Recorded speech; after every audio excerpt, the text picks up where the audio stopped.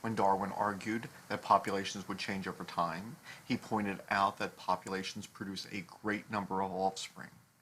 This being the case, there may not be enough food or water or oxygen for them, as environmental supplies are often limited.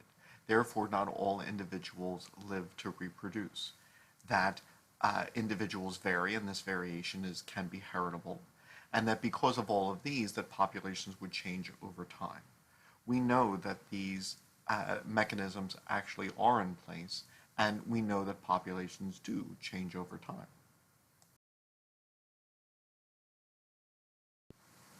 Allele frequencies do not have to change over time, even if the phenotype frequency does change over time. This is pointed out in the Hardy-Weinberg Equilibrium. However, for the Hardy-Weinberg equilibrium to be met, a number of conditions are required. A population must be infinitely large. There must be no net mutation rate. There must be no net migration in or out of a population. Mating must be random. There must be no selection acting on the population.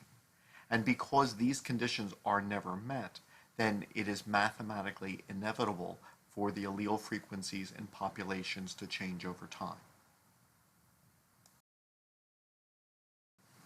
As we measure allele frequencies, we can designate the frequency of one allele, say the dominant allele, as P, and the other as Q. So if these are the only alleles in a population, P plus Q equals 1. In other words, the frequency of the two together equals 100% the alleles in a population.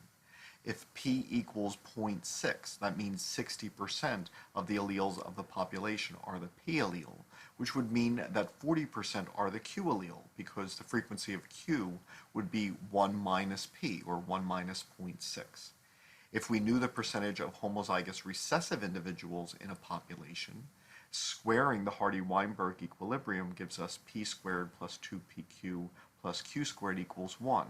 So, if 49% of the population is homozygous recessive, that means Q squared is 0.49, Q is 0.7. If 25% of the population has the homozygous recessive phenotype, then that means that Q squared is 25, and thus Q would be 0.5, 50% of the alleles of the population, and then you could calculate the frequency of the P allele.